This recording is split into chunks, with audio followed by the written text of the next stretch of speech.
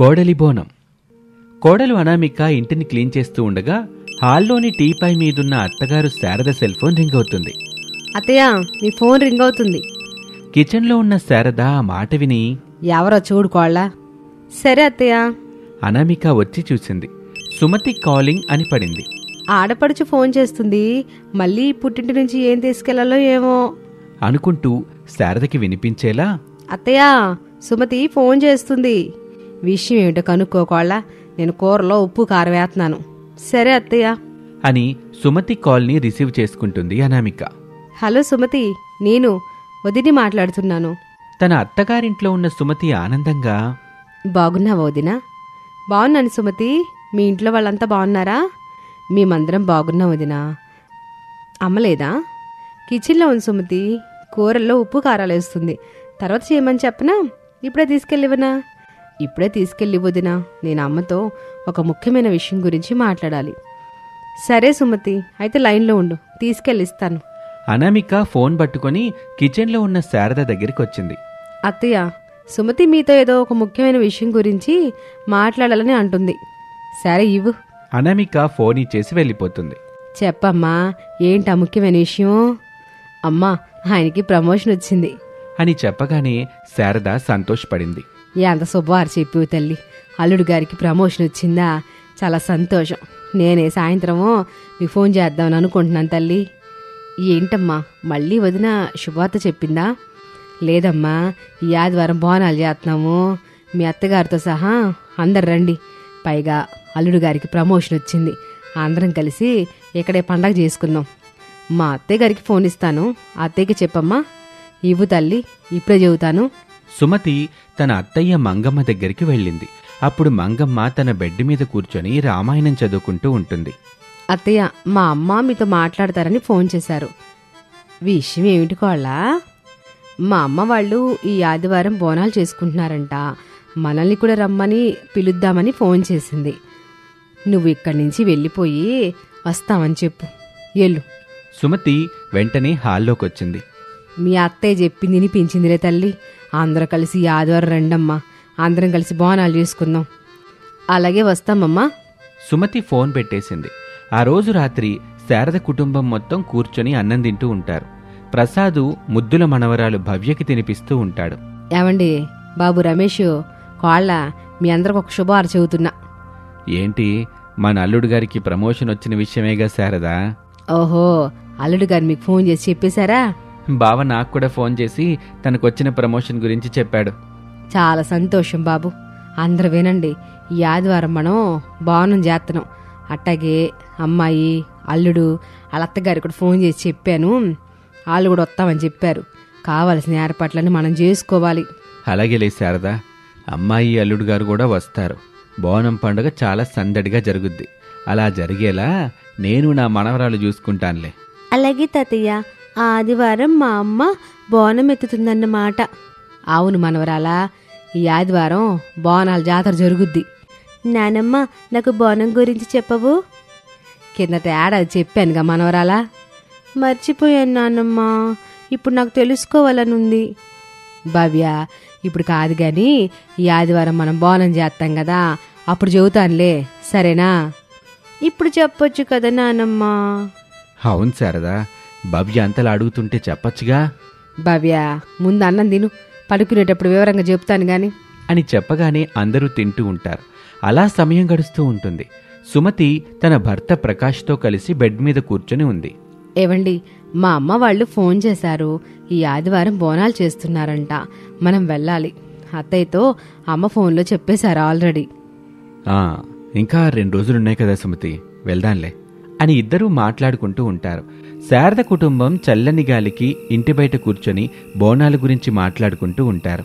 మనవరాలా, ఈ బోనాలనేవి తెలంగాణ రాష్ట్రంలో, ముఖ్యంగా హైదరాబాదు, అట్టగే సికింద్రాబాద్ నగరాల్లో జరుపుకుంటారన్నమాట. ఇదొక ప్రసిద్ధమైన పండగ.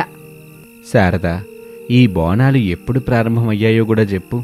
నాకు తెలిసినంతవరకు ఒకదాని తర్వాత ఒకటి చెప్తానండి. ఏదైనా తప్పుగా చెబుతున్నట్టు అనిపిస్తే మీరు నాకు వెంటనే చెప్పండి. సర్లే శారదా. భవ్య, ఈ బోనాల పండగ 18వ శతాబ్దంలో ప్రారంభమైందని, అందుకు కారణం 1813లో ప్రాణాంతకమైన ప్లేగు వ్యాధి బాగా వ్యాప్తి చెందుతుంటే ఉజ్జయినిలోని సైనిక బెటాలియన్కి చెందిన సైనికులు రక్షణ కోసమని మహాకాళిని ప్రార్థించారంట. నాకు మా అత్తయ్య చెప్పింది ఈ విషయం. అంతే కదండి? అవును శారదా, బోనాలనేవి మహాకాళి అమ్మవారికి భక్తితో మనమందరం సమర్పించే నైవేద్యం అన్నమాట. హైదరాబాద్లోని జగదాంబిక అమ్మవారి ఆలయం అతి పురాతనమైందిగా ప్రసిద్ధి చెందింది. అందుకే ఇక్కడే తొలి బోనాన్ని ప్రారంభిస్తారు. రెండో బోనం బల్కంపేట రేణుక ఎల్లమ్మ గుడిలో, మూడో బోనం సికింద్రాబాద్లోని ఉజ్జయిని మహంకాళి ఆలయంలో మొదలు పెడతారు. మరి అమ్మమ్మ వాళ్ళ ఇంటి దగ్గర కూడా జరుగుతాయి కదా నాన్నమ్మ? మనవరాల తెలంగాణ సాంప్రదాయానికి చిహ్నమైన బోనాన్ని ఆడాలే తయారు చేసుకుంటారు. ఊర్లోని ప్రజలు కూడా బోనం చేసుకుని తమ కుటుంబాన్ని సుఖ సంతోషాలతో కాపాడాలని, తమకి ఏ ఆపద రాకుండా చూడాలని కోరుకుంటా గ్రామ దేవతలైన పోచమ్మ, ఎల్లమ్మ, మైసమ్మ, బాలమ్మ, పెద్దమ్మ, ముత్యాలమ్మ, మహాంకాలమ్మలకి బోనం చేసుకుని పసుపు, కుంకుమ, చీరలో భోజన నైవేద్యాలతో మొక్కులు చెల్లిస్తారు అని చెబుతూ ఉండగా భవ్య పడుకుంటుంది. అనామిక కూర్చొని నిద్రపోతూ ఉంటుంది. పడుకుందాం పదండేక అని అందరూ వెళ్ళి పడుకుంటారు. ఇక ఆ రోజు ఆదివారం. శారద కుటుంబం బోనం చేస్తున్న రోజు. కూతురు సుమతి, అల్లుడు ప్రకాష్, వియ్యపురాలు మంగమ్మ శారద వాళ్ళ ఇంటికొచ్చారు. శారద వాళ్ళు మర్యాదగా వాళ్ళని ఆహ్వానించారు. వాళ్లతో మాట్లాడుకుంటూ ఉండగా అనామిక అమ్మా నాన్న రాజయ్య, సుజాత అక్కడికొచ్చారు. అనామిక, మీ అమ్మ వచ్చింది, ఆ వంట పనులు చూడు. అలాగే అత్తయ్య అని తల్లి సుజాతను తీసుకుని కిచెన్లోకి వెళ్ళింది. ఇంతలో ప్రసాదు, రమేష్లు మేకను తీసుకుని ఇంటికొచ్చారు. శారదా, శారదా అని పిలవగానే శారద బయటకొచ్చింది. అమ్మవారి గుడి దగ్గరికి వెళ్ళొద్దాం పదా. శారద, ప్రసాదు, రమేష్లు ముగ్గురు కలిసి మేకను తీసుకొని ఇంటి నుంచి బయలుదేరతారు. ఇంటి దగ్గర సుమతి, ప్రకాష్లు మేనకోడలు భవ్యతో సరదాగా మాట్లాడుకుంటూ సంతోషంగా ఉంటారు. సుజాత, అనామిక కలిసి కమ్మని వంటలు చేస్తూ ఉంటారు. మధ్యాహ్నం 2 గంటల సమయం. అనామిక, సుజాత కలిసి చేసిన నాన్ వెజ్ కూరల్ని కమ్మగా చేస్తారు. అందరూ కూర్చొని కబుర్లు చెప్పుకుంటూ తింటారు. సాయంత్రం 5 కావస్తూ ఉండగా ఆడవాళ్లందరూ కొత్త చీరలు కట్టుకుంటారు. శారద, అనామిక బోనం చేస్తూ ఉంటారు. భవ్య చూస్తూ ఉంటుంది. భవ్య, మట్టి కుండలో లేదా రాకుండలో గాని పాలతో గాని పెరుగుతో గాని అన్నం వండుతారమ్మా. ఆ తర్వాత కుండలకి వేపాకులని పసుపు కుంకుమలతో అలంకరిస్తారు. కొండపైన ఓ దీపాన్ని పెట్టి ఎలిగెత్తారు కూడా. వీటిని మహిళల నెత్తిన పెట్టుకుని మేళ తాళాలతో డప్పుల చప్పుల మధ్య ఆలయాలకు తీసుకెళ్లి బోనం కుండలని నైవేద్యంగా సమర్పిస్తారు. గ్రామాల్లో దీన్ని ఊర పండగని కూడా పిలుస్తారు అని చెప్తూ శారద, అనామికలు కలిసి కుండలకు అలంకరణ చేస్తారు. నానమ్మ, బోనం బాగుంది, దీన్ని ఎవరెత్తుకుంటారు? నా కోళ్ళు. అబ్బా నానమ్మ, నేను కూడా బోనం ఎత్తుకుంటాను. బోనం ఎత్తుకుని అమ్మవారి గుడి వరకు నడుస్తావు మరి? నడుస్తాను నానమ్మా అని చెప్పగానే భవ్య కోసం కూడా ఒక చిన్న బోనం చేసింది శారద. ఇంతలో డప్పులు కొట్టేవాళ్ళు శారద వాళ్ళ ఇంటికొచ్చారు. అలా వాళ్ళు డప్పులు కొడుతూ ఉండగా అనామిక బోనాన్ని ఎత్తుకుంది. భవ్య చిన్న బోనం ఎత్తుకుంది. డప్పులు కొడుతూ అలా గ్రామదేవత దగ్గరికి వచ్చి బోనాన్ని గుడి దగ్గర పెట్టి ఇంటికొస్తారు. రాత్రవ్వటంతో అందరూ హాయిగా పడుకుంటారు. అలా అత్తాకోడళ్ళు తమ చుట్టాలతో, బంధువులతో కలిసి బోనాల పండుగని ఘనంగా జరుపుకుంటారు. ఇంతకీ ఈ సంవత్సరం మీరు బోనాల పండుగని ఎలా జరుపుకున్నారు? కామెంట్ సెక్షన్లో తెలియచేయండి. రైల్వే ట్రాక్ పక్కన పేద కోడలి కుటుంబం. రైల్వే ట్రాక్ పక్కన ఉన్న మట్టి రోడ్డు మీద ప్రసాదు బట్టల మూటని, రమేష్ గిన్నెల మూటని నెత్తిన పెట్టుకుని దీనంగా ముందుకు నడుస్తూ ఉంటారు. శారద, అనామిక పిల్లలు హరీషు, భవ్యల్ని ఎత్తుకొని వాళ్ళ వెనకాలే నీరసంగా నడుస్తూ ఉంటారు. అత్తయ్య, నడిచి నడిచి కాళ్ళు లాగుతున్నాయి. భవ్యని నడవమంటే నడవనని ఏడుస్తుంది. ఇలా ఎంత దూరం నడుచుకుంటూ పోదాం అత్తయ్య?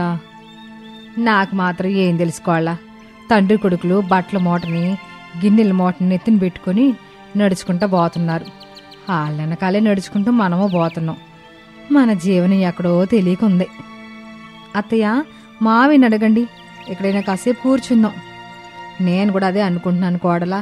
నడవడం నా వల్ల కూడా అయ్యేలా లేదు. మీ మావిని పిలిచి కాసేపు ఎక్కడైనా విశ్రాంతి తీసుకుందాం అని అడుగుతాను. ముందు ఆ పని చేయండి అత్తయ్య. బాబు రమేష్, ఏమండి? శారద పిలుపులు విని ప్రసాదు రమేషు ఆగుతారు. ఏంటి శారదా? నడిచి నడిచి కాళ్ళు నొప్పులు వస్తున్నాయి. ఇక నడవడం కష్టంగా ఉంది.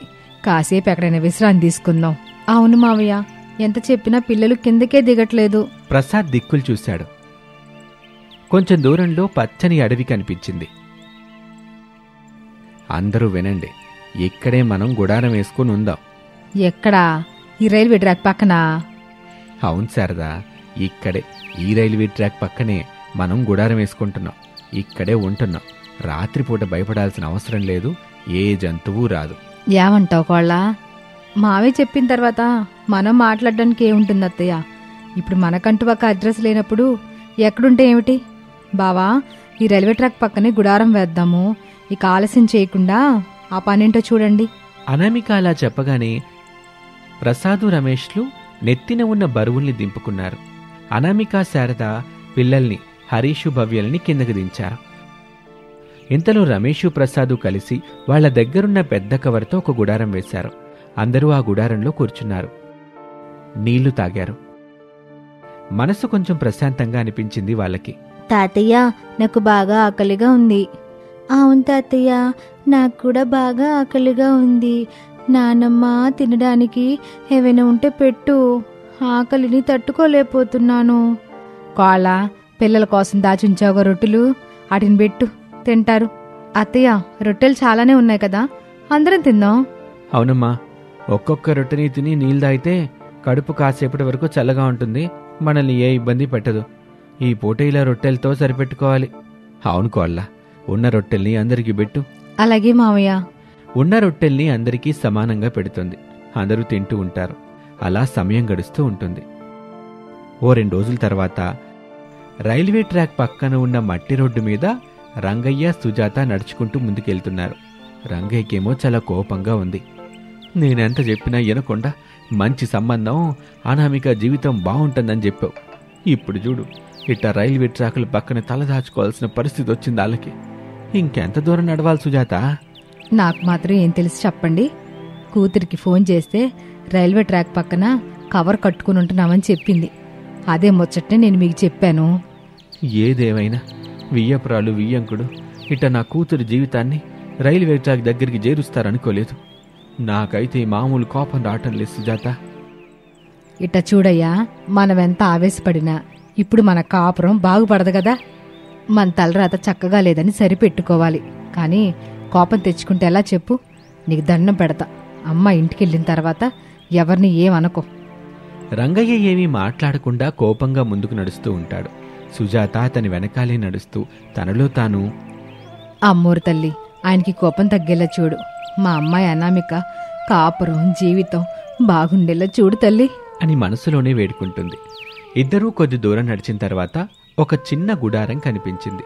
సుజాత సంతోషంగా, యావయ్యా, అలా కనిపిస్తున్న గుడారమే అనుకుంటాను మన అమ్మాయి ఉంటున్నది. ఎందుకంత సంతోషం సుజాత? మనమ్మ ఏమీ ఊళ్ళోని పెద్ద ఇంట్లో ఉండటంలా రైల్వే ట్రాక్ పక్కన గుడారం వేసుకుని కాపురం ఉంటుంది. అందుకు బాధపడాలి గాని ఇట్ట సంతోషపడకూడదు. అలా ఇద్దరూ ఆ గుడారం దగ్గరికి వచ్చారు. అనామిక గుడారం ముందు ఏర్పాటు చేసుకున్న కట్టెల పొయ్యి మీద వంట చేస్తుంది. రమేష్ తనకి ఎండ తగలకుండా చిల్లులు పడిన పాత గొడుగుని పట్టుకుని నిలబడ్డాడు. గుడారంలో శారదా, ప్రసాదు, పిల్లలు హరీషు, భవ్యలు పడుకున్నారు. చూశారా మన అమ్మాయి అంటే అల్లుడు గారికి ఎంత ఇష్టమో. చాలే సంబడం. అమ్మా అనామిక. అనామిక ఆ పిలుపు విని తల్లిదండ్రుల వైపు చూసింది. సంతోషపడింది. నాన్నా, అమ్మా వచ్చారా? మీకే ఫోన్ చేద్దాం అనుకుంటున్నాను. ఫోన్ చేసి చెప్పిన తర్వాత కూడా రాకుండా ఎట్టా ఉంటాను తల్లి? ఇంతకీ చెల్లెమ్మ, బావగారు, పిల్లలు ఎక్కడున్నారు? ఎలా ఉన్నారు? గుడారంలో ఉన్నారు నాన్న. మీరు గుడారంలోకి వెళ్ళండి. అత్తయ్య, మావయ్య, పిల్లలు కనిపిస్తారు. వెళ్ళండి. బావున్నారా మావయ్య? బావున్నాం బాబు. గుడారంలోకి వెళ్ళండి. అమ్మా నాన్న పిల్లలు లోపలున్నారు. రంగయ్య, సుజాతలు గుడారంలోకి వచ్చారు. పలకరింపులు అవి అయ్యాక, ఏంటి బావ ఇదంతా? మా తలరాత బావగారు, ఏం చేస్తాం చెప్పండి, అనుభవిస్తున్నాం.